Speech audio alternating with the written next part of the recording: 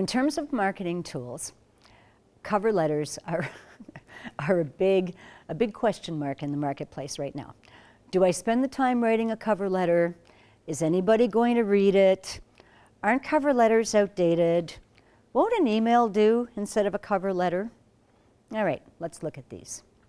First of all, if you don't write a cover letter, you are missing the opportunity to tell your story and to resonate with a hiring manager. Second of all, if a hiring manager out there doesn't take the time to read your cover letter, I would suggest they're not much of a hiring manager. Okay? So, cover letters remain critically important. Now, here's the deal with writing them. Writing a cover letter is very complicated. It can be very time-consuming. So you want to make sure that you're actually qualified for that job before you go to all the trouble of writing a cover letter. Now, your cover letter opens with a salutation. To whom it may concern is outdated. You want to personalize your salutation. Greetings, Chorus Entertainment! Exclamation point, don't be shy to use one. Okay? You want to personalize it as much as possible to the company. Then, your first real paragraph, okay?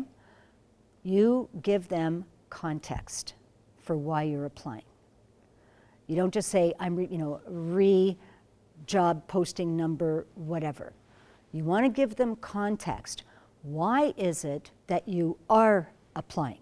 That's the way to get an employer's attention right out of the gate. You want to give them a compelling reason to go through your cover letter. The next paragraph should be about your actual qualifications, okay?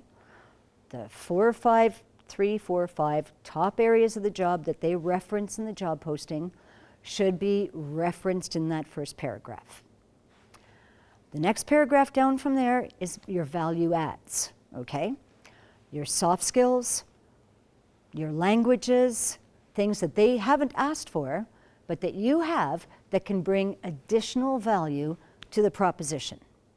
Value adds will never hurt you. The final paragraph, I always use for a business case. I want to tell them why they should hire me instead of throwing in the kitchen sink and hoping that they do the math. They're not going to do the math, okay? So I use that last paragraph to really drill down on why me, why now, why this role, and why this company.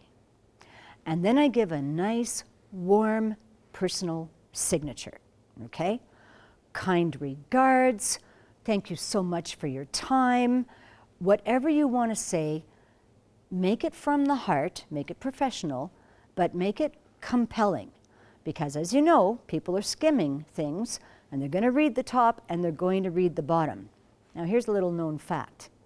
A PS on a letter gets read more than anything else. Bet you didn't know that. It's a really good one to know too. If you want to throw something in at the end, that's the place to do it. So a cover letter is great. Now, that's very complicated. That's a long format, and people aren't reading over 8 or 10 seconds as a general rule. So what do? Well, you get your draft of your cover letter done, and then you stop and you take stock of it. And you become a ruthless, merciless editor. And you go through and you get rid of any extraneous word possible. So as an example, someone in a cover letter will reference that they're organized and they have great attention to detail. Well, those two things are pretty much the same thing. And I hate to break it to you, but organized is expected. It's not special. So organized can go, okay? So you become, as you work through the process of applying for jobs, you become better and better at scrubbing extraneous material out of the cover letter and creating more white space. White space, shortening it, makes it more user-friendly for the person who's reading it. So when I draft my stuff, I write it up long, I edit out every possible thing I can, and then I scrub it for warmth and sociability in the salutation and in the sign-off, and you're good to go.